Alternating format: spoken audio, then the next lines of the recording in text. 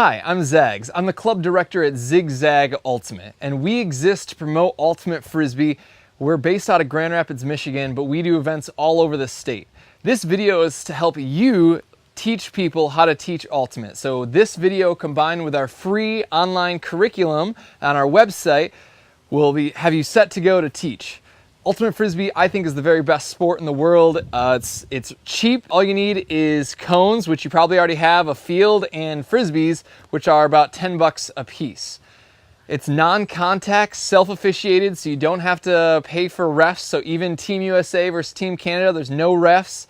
So it's really fun, it's really athletic, there's tons of running. Ultimate is played on the middle school, high school, and college level. You can even play professionally. We have a professional team in Michigan, the Detroit Mechanics. They play in the AUDL, American Ultimate Disc League. Now Ultimate's huge in other cities. So Seattle is just like another household sport. In Cincinnati, there's tons of high school, middle school teams. Same with Chicago. In Portland, Maine, there's 60 teams. I don't even know where Portland, Maine is. There's 60 teams, 60 high school teams there. So we exist to get more teams going on the middle school and high school level, specifically in Grand Rapids. So after you watch this video, you'll be set to go to teach people how to teach Ultimate Frisbee. Very basics of it. Imagine a football field, but smaller. So you want to score in a football-like end zone. You can't run with the disc, so after you catch it, you have to stop moving. And everyone else is still running around you. Now you have a 10-second shot clock. You know, like in basketball, there's a 30-second shot clock in college. Well, in Ultimate, there's a 10-second shot clock. We call it the stall. You have 10 seconds to throw the disc every time you catch it. You have to pivot around just like in basketball, so you can't walk with it. So there's two basic throws, the forehand, the backhand. There's gonna be a lot of quarterbacks, because as soon as you catch the disc, you are all of a sudden the quarterback. It's really fast paced, so as soon as the other team hits it, the other team intercepts it, they go right away. If the other team knocks it down, they get to pick it up and go right away. So there's no stoppages except in between points. So with Ultimate, there's two basic throws, the backhand and the forehand. So with the backhand, what you're gonna do is you always step with the same foot you're throwing with. So I'm a righty, so I'm gonna step with my right foot. Imagine you have a string from your knee to your elbow. That's how we remember which foot to step with. Cross your heart. You're gonna bring your fingernails right up to the edge, pinch it real tight, snap your wrist. So if I'm gonna step across, snap my wrist.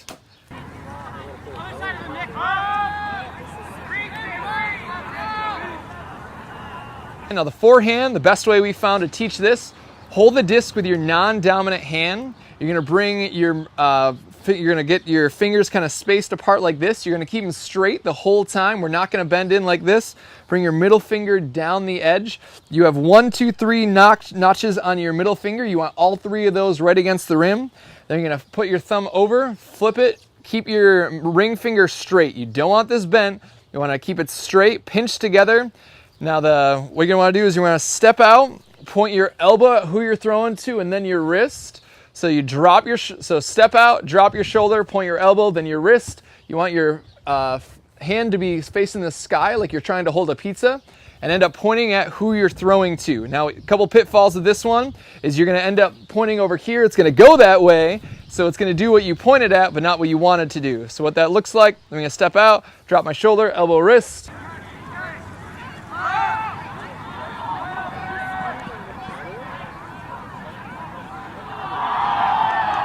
So a couple pitfalls with the forehand is we're gonna forget the form. So just remind them, hold your non-dominant hand, bring the finger down. Sometimes they're gonna go like this. And the whole point is you want your middle finger is the last thing that touches the rim. So you wanna get that all up along the rim, pinch it together, keep those fingers straight, don't want it bent.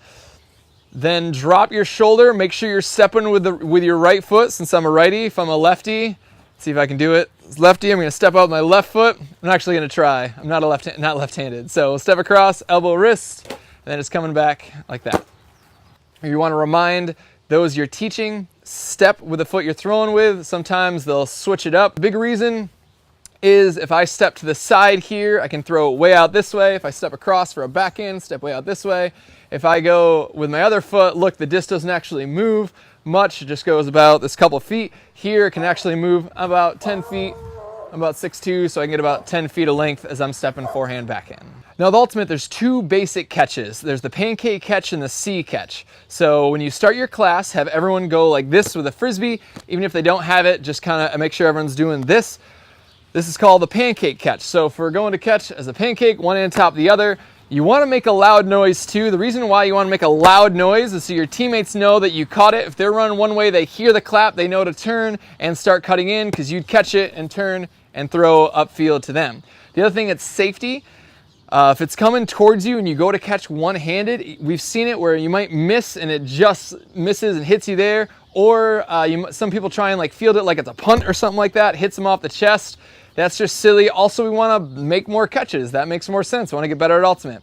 Now, the other catch, we call it the C catch. Makes sense. You're making a C with your hand. If it's higher, you can do out like this. If it's out to your side, if it's lower, that makes sense. But anytime you can catch one hand on top of the other, you want to do that. In an ultimate game, you'll see people on the sideline, like if you go to catch one hand and you drop it, everyone on the sideline is going to be like, pancake, pancake. So even people in the highest levels still mess up and still forget to catch correctly. So this is the Huck drill. Huck is a really long throw. It's our weird ultimate frisbee terminology. It's one of my favorite drills, and it's always a crowd favorite just because it's a lot of running and it's a one-on-one situation. So we have 3 cones here. We have the offensive line, the defensive line, and the throwing line. The rotation is going to go throw to defense to offense. So what do you think the offense is trying to do? They're trying to catch it. What do you think the defense is trying to do? They're trying to either catch the disc or knock it down. As soon as there's an interception, the other team gets to go right away, so that's really advantageous to intercept it. Also, if you hit it, you might accidentally hit it, and then the other team has another chance to catch it, and that's a huge bummer. What the throwing line is going to be doing is they're going to say 3, 2, 1, go, and on go, both people are just going to start running. Now this is a go route, so imagine 2 straight arrows that way. Now we do tons of different routes, curl, comeback, slant, all that, but this drill is just 2 lines going deep. Now the thrower is going to be trying to throw to the offensive person. So Ian, you just want to take it away? Want to give a little example for us? 3, 2, 1, go. Up. So in the rotation would go, Ian would go to the defensive line, and then Reese, who is just in the defensive line, is going to go to offense. Now you heard us yell up. Now in ultimate, when 2 people are running, what you could say is, hey, look around for the disc, it's in the air, it's in the air. Well, we just yell up. So in a typical ultimate frisbee game, you're gonna hear up, up, up, up, up, over and over and over again. The other thing this drill really works on is reading the disc. So if I can steal the disc from you. So when the disc starts to slant, it's going to speed up at the end. Now, hopefully every single throw is perfectly flat right to us, but that's not going to happen. So when the disc starts slanting, you know it's going to speed up at the end. So we want to try and teach our athletes that when you start seeing the slant of the disc, go to where it's going to land, not where it currently is, because you go where it currently is, you're not as fast as it's going to die to the side. So let's do it one more time here. Why don't you take it away? 3, 2, 1, disc in. Up, up, up. This is the cut 2 drill. One of the things I really like about this drill is all you need is 2 cones and 1 disc. And it works on a lot of throws and catches in a really short amount of time. So when we're ready, I'll say 3, 2, 1, disc in, and when I say that, then Ian's gonna start running towards me. Now as soon as Ian catches it, he's gonna go to behind the other line. So whatever line you throw to, you're gonna run to. Now with ultimate, as soon as you catch the disc, you have to slow down. Now, you can't stop on a dime, obviously, if you're sprinting, but you can't speed up after that. So as soon as you catch it, slow down, work on nice. You can work on either your backhand or your forehand, either way. So 3, 2, 1, go. So then Ian's gonna run to the other line, then Nick catches it, going to Reese. Now it's nice thing about this one is it works on stepping out, throwing, get a lot of throws and catches in. We're working on that pancake catch. We always want to have the pancake catch. There you go, nice, nice. And again, you can do forehand, backhand, either way. So this is one of my favorite drills and one of the first drills you should use, I think, in any PE class. So this is a 3-person mark drill. One of the things this drill really works on is teaching what the mark is. So the person defending the person with the disc is called the mark. So in this situation, I'm the mark. Now in, say, college basketball, there's a 30-second shot clock. Well, in ultimate, there's a 10-second shot clock, and you'll see there's just as many refs as we need, 0. So ultimate's self-officiated, so that means the person who's the defense is given the shot clock, who's gonna be making the calls and such. So what I would do is, so as soon as Faye catches the disc, I can start it with 10 feet away. So I would start saying, I'd say stall 1, 2, 3, and I'm trying to stop Faye from throwing it to Reese. Now after you throw, you're gonna run to the other person. So as soon as Faye gets there, she can start stalling, Then Reese would come here, and now Reese is giving me the shot clock here. 2. Now I can switch to backhand, forehand, a little shimmy. As soon as I go, stall 1, 2, 3, 4, like that. And then if the receiver doesn't catch it, or if they have to move or jump like that, then that would be considered, it's not what we're going for, right? But this is a drill, so start challenging yourself.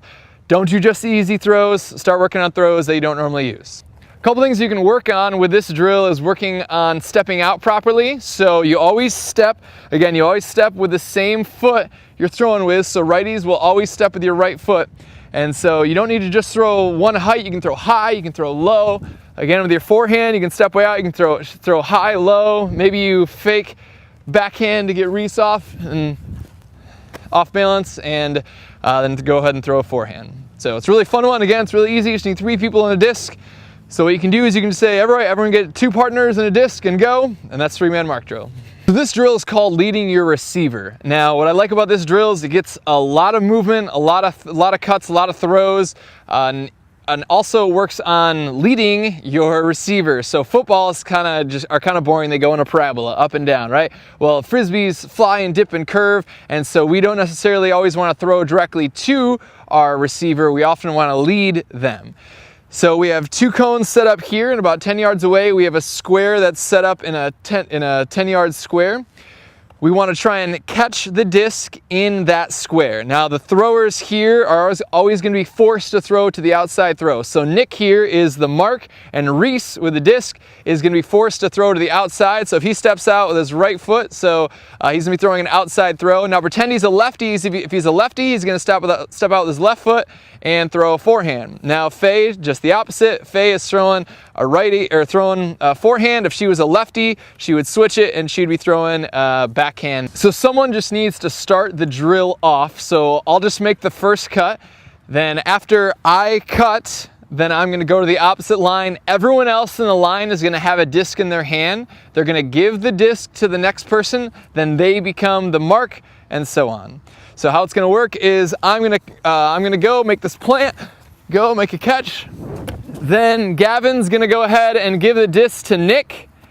Then Gavin becomes the mark, Faye's going here. Then the next person in line would give the disc. So Reese would give the disc, then become the mark. Then I would give the disc to Gavin. I'd become the mark here.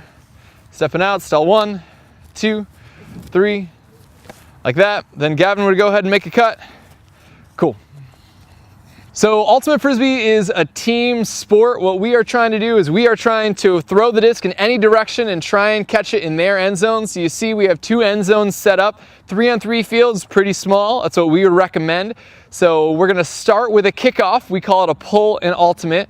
What we'll do is we'll talk and figure out who we're guarding. So, okay, I'm gonna guard Ian, you got Nick, Faye, you got Gavin. So then we'll raise the disc when they're ready, and you'll raise your hand when you're ready. Any one of them, if I see a hand raised, we're gonna throw it. Now we're gonna try and keep it in bounds. As soon as they catch it, they're gonna be going to this end zone. We want to intercept it, knock it down. As soon as we intercept it or knock it down, it's our disc. If they throw it out of bounds, it's still our disc. So with that, I think I saw hands, so we're gonna go.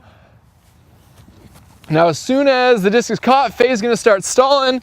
We're guarding our teammates, or guarding our opponents here. Here we go, stall 1, 2, 3, 4, 5, 6, 7, up. So now that we had a turnover there, the disc would come back in at the front of the end zone. Let's talk about a couple different scenarios that'll come up. One of them is if Faye pulls it out of bounds, you're gonna bring it into the middle of the field about 1/5 of the way up. Why do I say 1/5? Well, because field lengths are gonna be changing pretty often.